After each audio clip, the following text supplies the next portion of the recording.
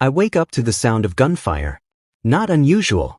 The warehouse shakes with violence at least twice a week. Rival gangs fighting over territory, over money, over nothing. I've learned to curl tighter into the corner, make myself smaller, wait for it to pass. But this time, the sounds are getting closer.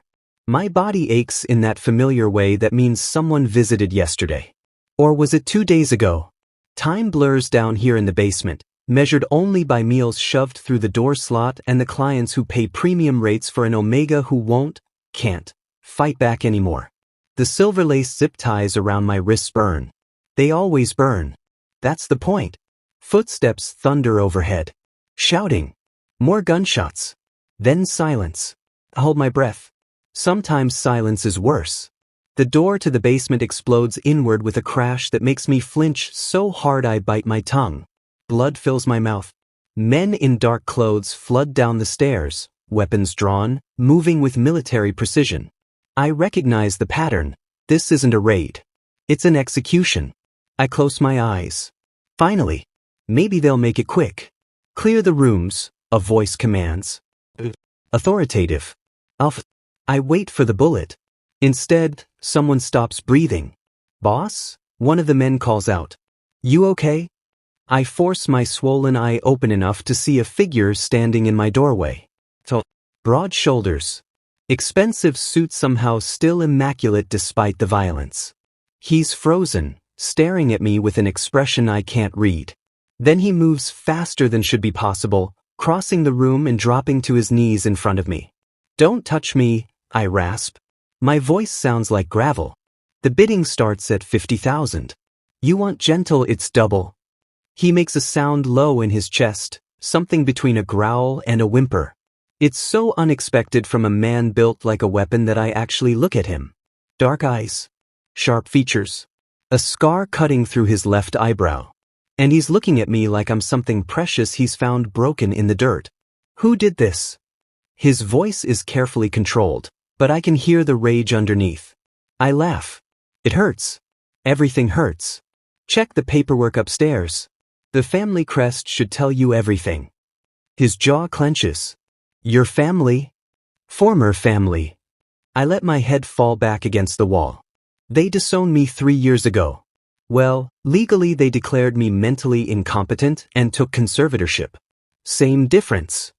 Boss, we need to move, someone says from the doorway. Police scanners are lighting up. The alpha, the boss, doesn't even glance back. He's studying my wrists, the zip ties cutting into infected skin. These are silver-laced. Yeah. Keeps Omegas compliant. I'm so tired. You should go. Whoever you're here to kill is probably already dead. I'm just inventory. You're coming with me. I actually laugh again, though it turns into a cough that tastes like copper. No offense, but I've heard that line before. At least be original. He reaches for the zip ties and I jerk back instinctively. The movement sends pain screaming through my ribs, broken, maybe fractured. I stopped keeping track. I'm not going to hurt you, he says, and something in his voice makes me pause. I'm going to get these off and take you somewhere safe. Safe. I test the word. It feels foreign in my mouth. That's cute. He produces a knife from somewhere. I tense, but he just carefully cuts through the zip ties. The relief is immediate and agonizing. Blood rushes back into my hands. Can you walk? Does it matter? I meet his eyes. You're taking me either way, right? That's how this works. Someone pays, someone owns me for a while, then I come back here. No. The single word is so absolute it almost makes me believe him. You're never coming back here. He stands and shrugs off his jacket, draping it over my shoulders. It smells like expensive cologne and gunpowder. And underneath that, something else. Something that makes my broken Omega instincts stir for the first time in years. That's impossible. Fated mates are fairy tales for people who can afford suppressants and choices. I can't, I start to say, but then he's lifting me. Actually lifting me like I weigh nothing. Boss, seriously, we need to go, the man at the door urges. Then we go. The alpha carries me toward the stairs. Call Dr. Chin. Tell him it's an emergency. And someone burn this fucking place to the ground. I should protest. Should fight. But I'm so tired, and his arms are steady, and for just a moment I let myself pretend that safety is real. We emerge into the warehouse proper. Bodies on the ground, guards who worked for whoever ran this place. The Alpha's men move efficiently, gathering weapons and intel. No one looks at me. No one leers or makes comments about damaged merchandise. Outside, night air hits my face. When did I last feel wind? A black SUV waits. The Alpha slides into the back seat, still holding me. I'm sitting across his lap, and I should care about that, about propriety, but I can't remember the last time someone touched me without causing pain. Where are you taking me? I ask as the vehicle starts moving. My penthouse. I have a private doctor who'll treat you. I turn my head to look at him. Really look at him. Why? Because you're hurt. People get hurt all the time. You probably hurt people all the time. I gesture vaguely at his obviously criminal empire. So why help me? His jaw works like he's trying to find the right words. Finally, he says, because the moment I caught your scent, everything changed. My stomach drops. No. I didn't believe in fated mates either, he continues quietly. Thought it was bullshit people made up to justify bad decisions. But then I walked into that room and... Stop. I press my hands over my ears like a child. Just stop. This isn't how it works. Omegas like me don't get fairy tale endings. We get used until we break, and then we get discarded. He gently pulls my hands down. Then I'll be your new ending. Whatever you need. However long it takes. I want to believe him. God, I want to believe him so badly it physically hurts. But I've been broken too many times. My family will come for me, I whisper. They have judges, politicians, money. You're underground. They'll destroy you and take me back. His expression turns cold. Dangerous. Let them try. The SUV pulls up to a building that screams wealth. The Alpha carries me through a private entrance, into an elevator that requires a key card. His men stay behind, peeling off to different vehicles. What's your name? I ask suddenly. He looks down at me. Does it matter? You know everything about me apparently. Seems fair. A ghost of a smile. Fair. I like that. The elevator opens directly into a massive penthouse. But names are power. Are you ready to give me that power over you? I think about it. About trust and risk and the fact that I'm already completely at his mercy. I'm ready to try, I finally say. He carries me to a bedroom bigger than my entire childhood apartment. Sets me down gently on a bed that feels like clouds. An older man with kind eyes and a medical bag is already waiting. I'll be right outside, the Alpha says. You're safe here. I promise. As he leaves, I realize I never answered his question about names. Never told him mine. But somehow, lying in clean sheets with a real doctor preparing to treat me gently, I think maybe I'm ready to remember who I used to be. Before they broke me. Before I became inventory. Maybe I'm ready to be human again. 3 days pass before I can speak without my throat feeling like shattered glass. Dr. Chin comes twice daily. He doesn't ask questions about the scars, just treats them with careful hands and leaves medication that actually works. The Alpha, I still don't know what to call him, watches every treatment like he's memorizing each wound. Your ribs are healing, Dr. Chin says on the 4th morning. The silver burns will take longer. And you're severely malnourished. After he leaves, the Alpha sits in the chair beside my bed. He does this often. Just sits. Watching. Waiting. You can ask, I finally say. I know you want to. I don't want to push. You literally carried me out of a basement. I think we're past boundaries. I pull myself up against the pillows, ignoring the pain. What do you want to know? His dark eyes meet mine. Everything. But start with your family name. I take a breath. Han Seong Group. My father is the CEO. My mother chairs 3 charity boards. My younger brother is being groomed to take over the conglomerate. I laugh bitterly. I was supposed to take over first. I see recognition flash across his face. I was planning a business alliance with Han Seong. Then you're smart to reconsider. I touched the scars on my wrists. 3 years ago, I was the golden son. Harvard MBA. Apprenticed in every division. Father called me his successor. What changed? I presented. The words taste like ash. 22 years old, in the middle of a board meeting. Suddenly I wasn't the heir anymore. I was a problem to be solved. The alpha's hands curl into fists. They disowned you. Worse. They declared me mentally unstable. Got a judge, one who owes my father favors, to sign conservatorship papers. Told the world I'd had a breakdown, that I needed specialized care. I forced myself to continue. The care was a private facility where they pumped me full of heat suppressants and kept me locked up.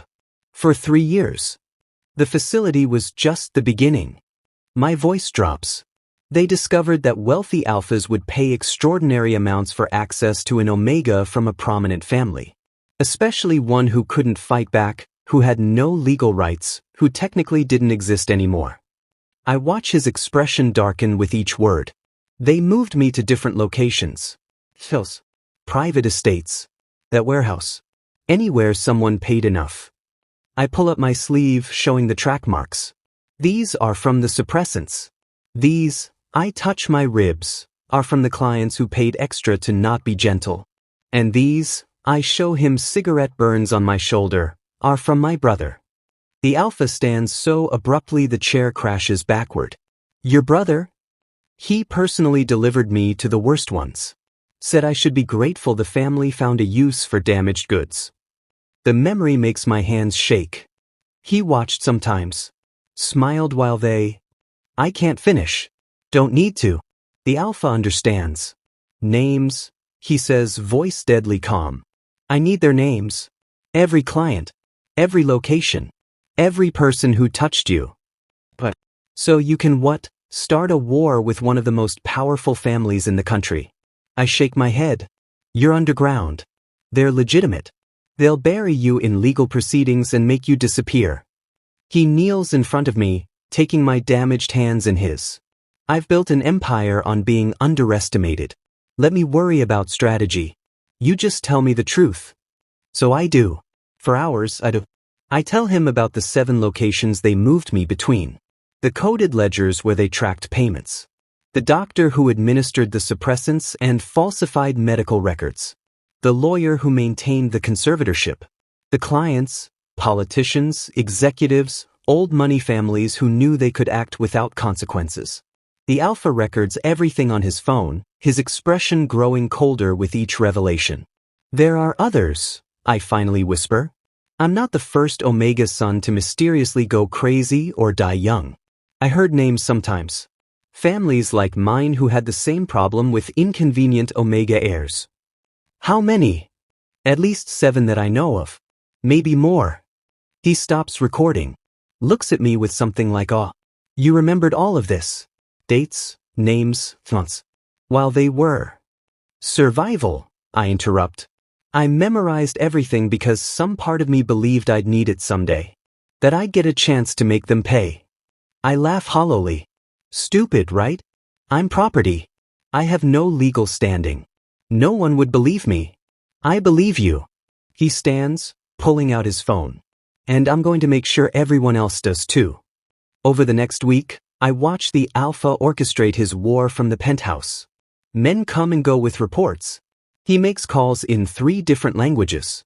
A woman with sharp eyes and a federal badge visits twice. Apparently the FBI agent who's been trying to arrest him for years. You're insane, she tells him. Han Seong has connections everywhere. You'll be dead or in prison within a month. Then help me take them down first, he counters. I'll give you everything. Every record, every transaction.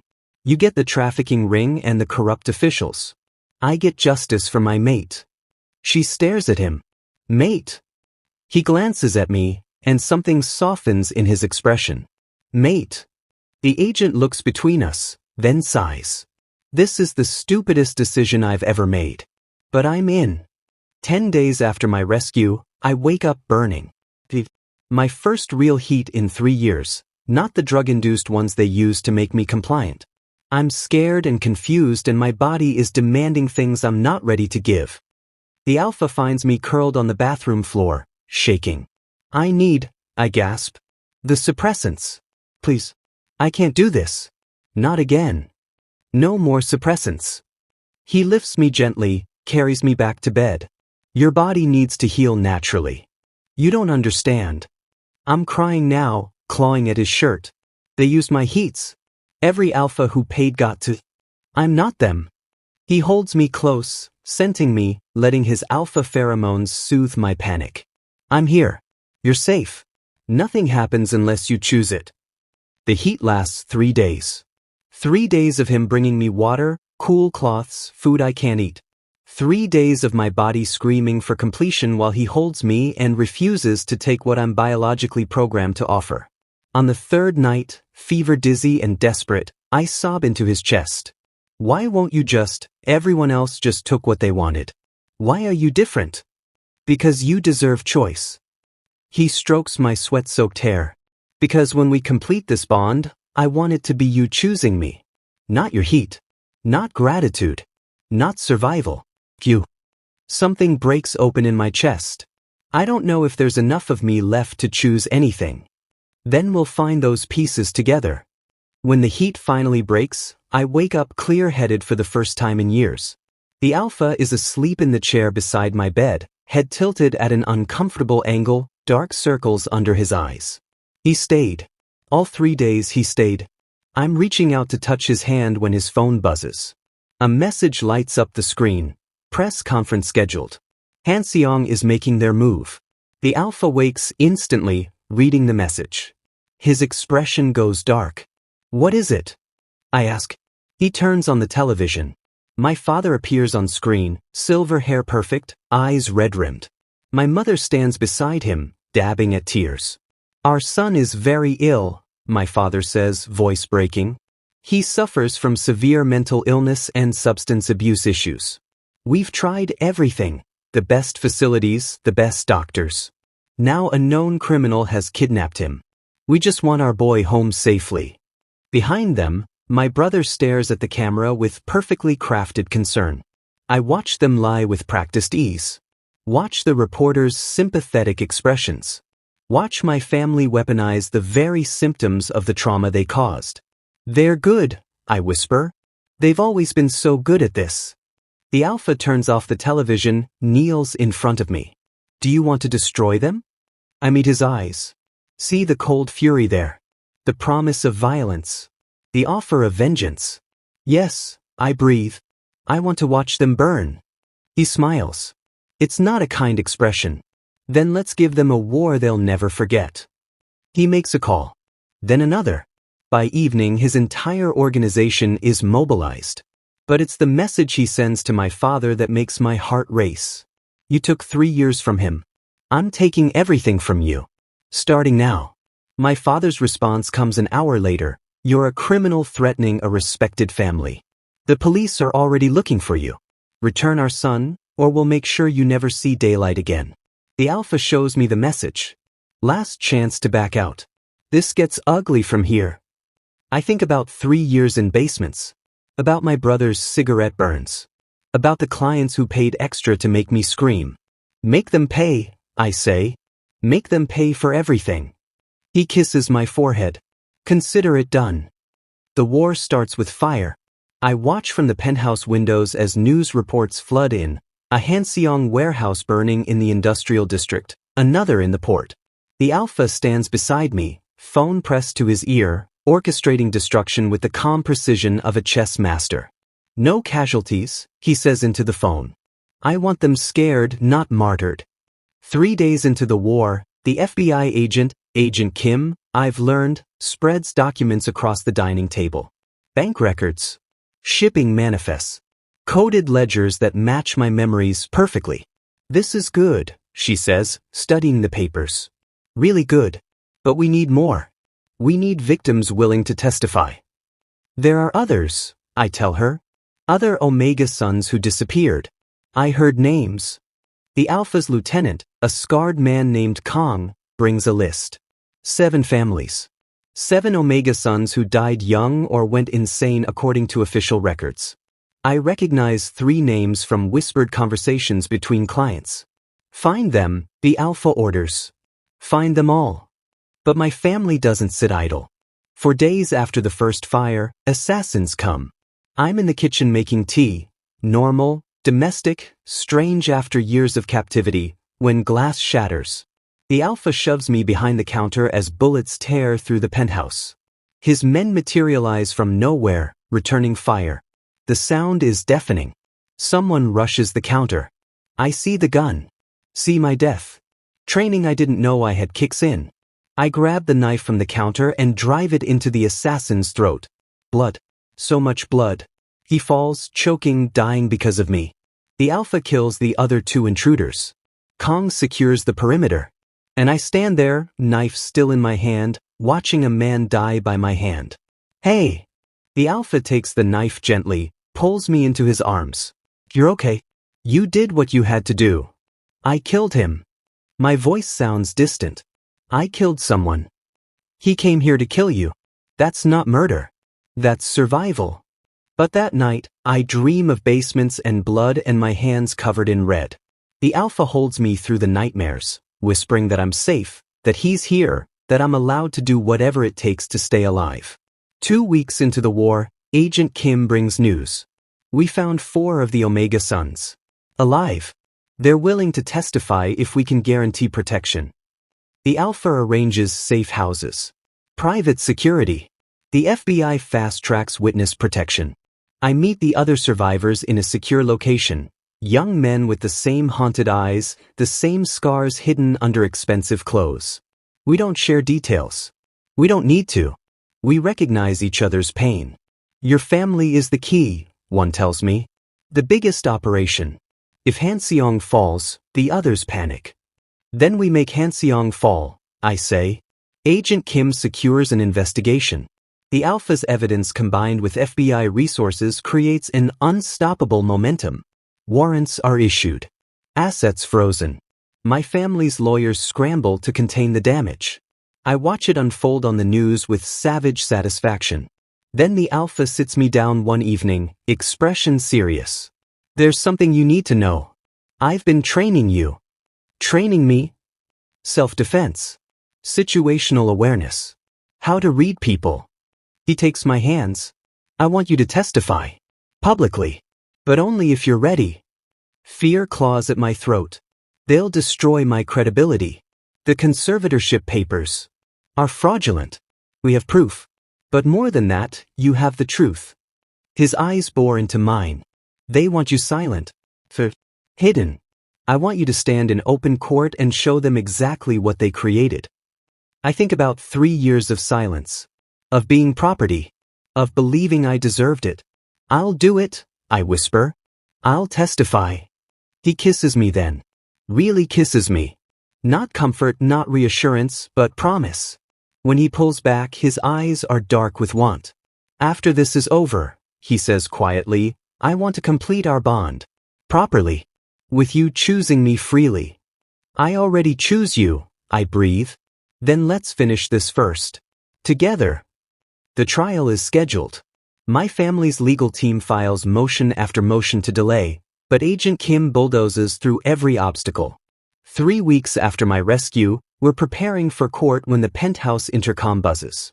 Kong checks the security feed. Goes very still. Boss, he says carefully. You need to see this. On the screen, a young man stands at the building entrance. Expensive clothes. Familiar features. My brother. Ice floods my veins. It's a trap. Armed, the Alpha asks. No weapons detected, Kong reports. He's alone. The Alpha looks at me. Your call. Every instinct screams danger. But something in my brother's posture on that screen, the slumped shoulders, the way he keeps looking around like he's being followed, reminds me of myself in that basement. Let him up, I say. But watch him. When the elevator opens, my brother steps out. He looks terrible. Thinner than I remember. Dark circles under his eyes. And when he sees me, something crumbles in his expression. I'm sorry, he says immediately. Desperately. I'm so sorry. For everything. For all of it. Get out. My voice is ice. You don't get to apologize.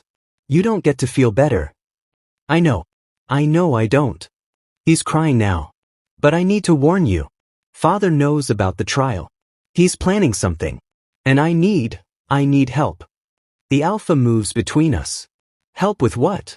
My brother meets my eyes. And I see it. The terror I recognize from mirrors. I presented, he whispers. 3 weeks ago. As Omega. And his voice breaks. They put me in the same basement. The same cell. Father said I'm lucky I have an older brother who already paved the way. The world tilts. No, I breathe. No, you're lying. I wish I was. He pulls up his sleeve. Fresh zip tie burns circle his wrists. They've already had the first client meeting. Father personally supervised. Said I should be grateful he's giving me purpose. I'm going to be sick. The Alpha catches me as my knees buckle. You're sure? He asks my brother. The conservatorship papers are already filed. I'm officially mentally unstable as of 2 weeks ago. My brother's laugh is broken. I helped them do this to you.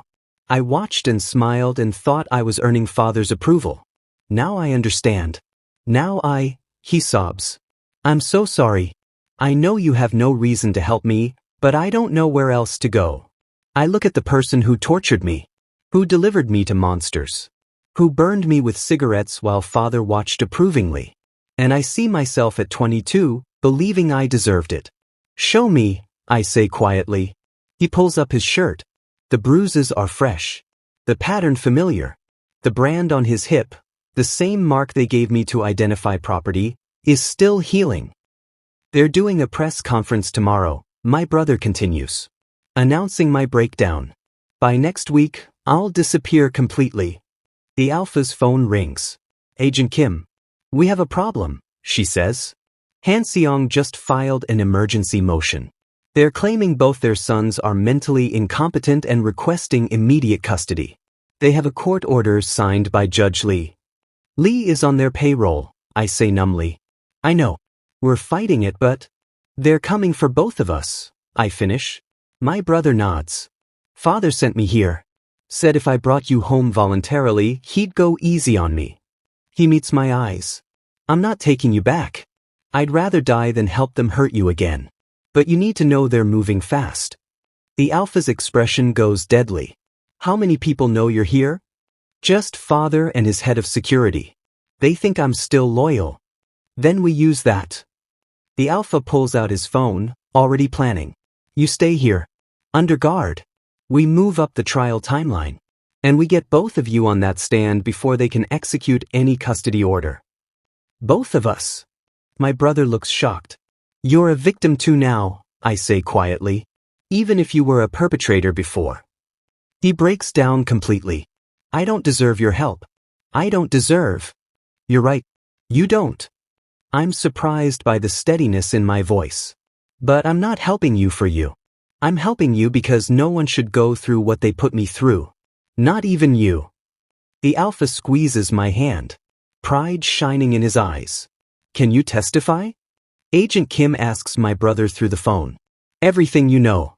Everything you did. Yes. My brother wipes his eyes. All of it. I'll confess to everything. Then we move tomorrow, the Alpha declares. We hit them before they can regroup. Full assault, legal and otherwise. That night, I lie awake beside the Alpha, my brother sleeping under guard in another room. The irony isn't lost on me. The person who destroyed me is now under my protection. Are you okay? The Alpha asks quietly. I don't know. I turn to face him. Part of me wants him to suffer. Part of me sees myself in him. Part of me wonders if I can ever forgive. You don't have to decide that tonight. Or ever. He's still my brother. He is. And you're still allowed to hate him while saving him. I curl into the Alpha's warmth. Tomorrow we go to war. Tomorrow, I face my family in court. Tomorrow, everything changes. But tonight, I let myself be held by someone who sees me as human. That's enough. The courtroom is packed. I sit at the plaintiff's table, The alpha on my left, Agent Kim on my right. Across the aisle, my father sits in an immaculate suit, the picture of a concerned parent. My mother dabs her eyes with a handkerchief. They're lawyers, 5 of them, shuffle papers with confident efficiency. My brother sits in the witness waiting room under FBI protection. He'll testify after me. Ready? The alpha asks quietly. I'm not. I'll never be ready for this. But I nod anyway. The judge enters. Judge Park. Not Lee, thank God. Agent Kim fought hard to get the case reassigned. Park has a reputation for being incorruptible, which is why my family's lawyers immediately requested recusal. Denied. My family's lead attorney stands first. Your Honor, this entire proceeding is a travesty. My client's son was kidnapped by a known criminal and has been subjected to coercion. Your client's son is right here, Agent Kim interrupts. And he's prepared to testify voluntarily. A mentally incompetent person cannot consent to testimony.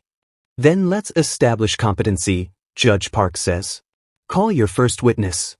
They call their psychiatrist first. Dr. Han, who I've never met, testifies that based on years of medical records, I suffer from severe delusions and paranoid schizophrenia. Have you ever personally examined the plaintiff? Agent Kim asks during cross-examination. No, but the documented history. So your testimony is based entirely on records provided by the defendants? Dr. Han hesitates. Yes, but... No further questions. They call character witnesses next.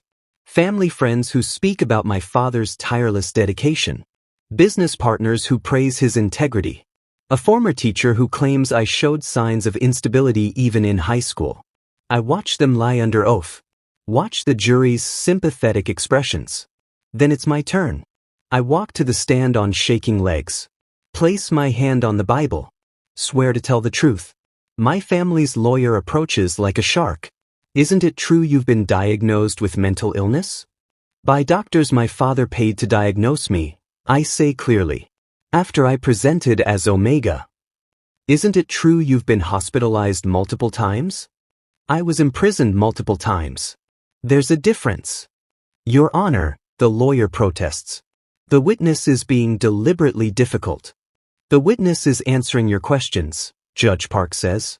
Continue. The lawyer changes tactics. You claim your family abused you. Yet you have no police reports, no emergency room visits, no evidence beyond your own word. Because my father controls the police in 3 districts and has judges on his payroll. I meet the jury's eyes. Because Omega sons from wealthy families who report abuse tend to disappear into psychiatric facilities. Because I had no legal standing to file reports. Convenient, the lawyer sneers. Is it? I stand up. Your Honor, may I show the court something? Judge Park nods. I remove my jacket. Then my shirt. The courtroom goes silent. My torso is a map of systematic torture. Whip scars layer upon layer. Cigarette burns in deliberate patterns. The brand on my hip, a serial number like livestock. Zip tie scars circle both wrists.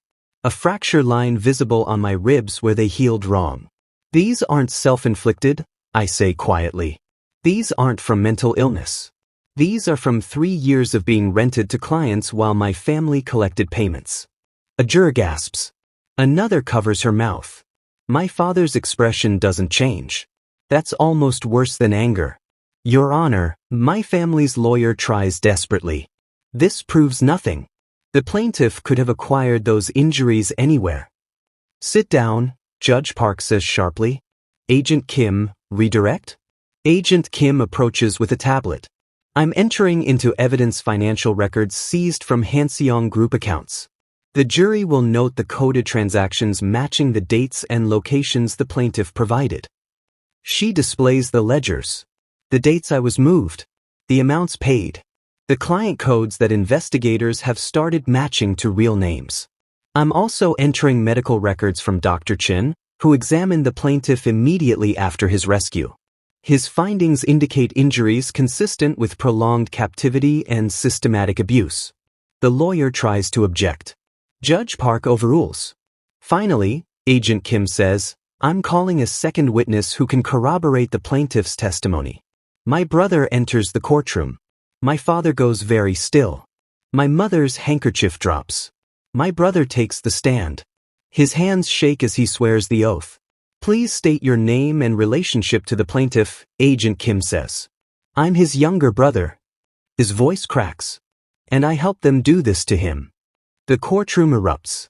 Judge Park calls for order. Please explain, Agent Kim prompts.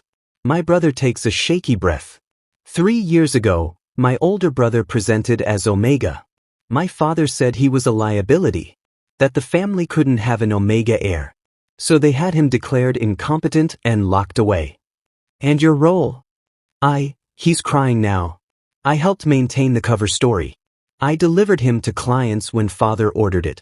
I watched them hurt him and I did nothing because I thought it would make father proud of me. Why are you testifying now? He pulls up his sleeve. Shows the zip tie burns. Because 3 weeks ago I presented as Omega. And they put me in the same basement. The same cell. Father said I should be grateful my brother paved the way. He looks at our father. He said it was my turn to earn my keep. My mother sobs. My father's lawyer whispers urgently in his ear. I have documentation, Agent Kim says, producing conservatorship papers filed for my brother. Dated 2 weeks ago. Same judge. Same doctor. Same pattern. Judge Park examines the documents, expression darkening. That's when my father moves. He lunges from his seat with a roar, something metallic flashing in his hand. A hidden blade. He vaults over the barrier, heading straight for my brother. You ungrateful. The alpha moves faster. He intercepts my father mid-lunge, disarming him with brutal efficiency. The blade clatters away. Bailiffs swarm in, but the alpha already has my father pinned. You're done, the alpha growls into my father's ear. Your empire, your reputation, your freedom, done. They drag my father away in handcuffs, still screaming about ungrateful sons and family honor. The trial continues. More victims testify. Other families' Omega sons, finally given voices. Clients are named.